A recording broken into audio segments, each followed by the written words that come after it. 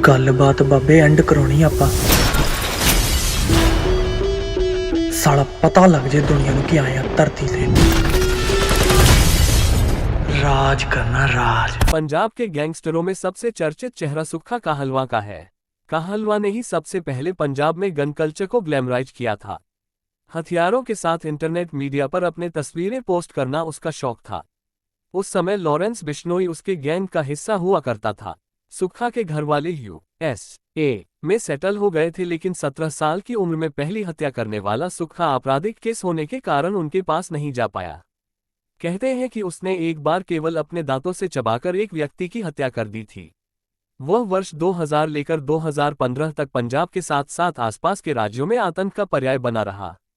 28 साल का एक कुख्यात गैंगस्टर जिसके अपने दोस्तों ने ही उतार दिया था मौत के घाट। आज हम जिस गैंगस्टर की कहानी लेकर आए हैं उस पर साल 2000 से 2015 के बीच गैंगस्टर एक्ट के अलावा 60 से अधिक संगीन जुर्मों के केस दर्ज थे। उस गैंगस्टर का नाम था सुक्खा काहलवां। सुक्खा काहलवां को पंजाब का सबसे खतरनाक शार्प शूटर माना जाता था। पंजाब के एक कम उम्र के गैंगस्टर सुक्खा काहलवां का आतंक प्रदेश के बाहर हरियाणा, राजस्थान, दिल्ली से पश्चिम बंगाल तक फैला हुआ था। 15 साल के आपराधिक इतिहास में इस गैंगस्टर के ऊपर 60 से अधिक संगीन जुर्मों के मामले दर्ज थे। सुक्खा का पूरा नाम सुखविंदर सिंह काहलवां था और उसे पंजाब का सबसे खतरनाक शार्प शूटर माना जाता था। पंजाब के कपूरथला के काहलवां गांव में 21 जून 1987 को जन्मे सुखविंदर के माता पिता चाहते थे कि वह ठीक से पढ़ लिख ले ताकि उसे अमेरिका ले जा सके।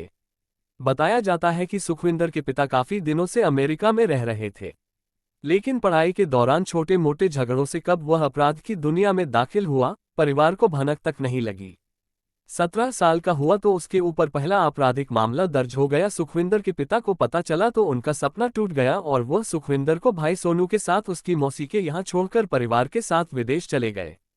यही वह समय था जब सुखविंदर के संपर्क इलाके के बदमाशों से स्थापित हो गए। थोड़े ही दिनों में उसने पंजाब से लेकर राजस्थान तक ताबड़तोड़ वारदातों को अंजाम दिया। साल 2005-2006 तक उसके ऊपर 1 दर्जन से ज्यादा हत्याओं के केस दर्ज थे। लोग अब सुखविंदर को सुक्खा नाम से जानने लगे थे और अब वह अपनी गैंग के साथ काम करता था।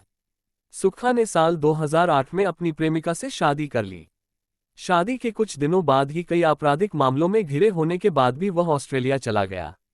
हालांकि सुक्खा को विदेश ज्यादा रास नहीं आया और थोड़े दिनों बाद ही वापस लौट आया। देश वापस लौटा तो उसने जालंधर की स्पीड फंड एकेडमी में कोच और दोस्त रहे लवली बाबा की साल 2010 में किन्हीं कारणों से हत्या कर दी। इसके बाद वह जेल चला गया। जेल जाने के बाद सुक्खा की निजी जिंदगी भी प्रभावित हुई और वह 2014 में अपनी पत्नी से अलग हो गया।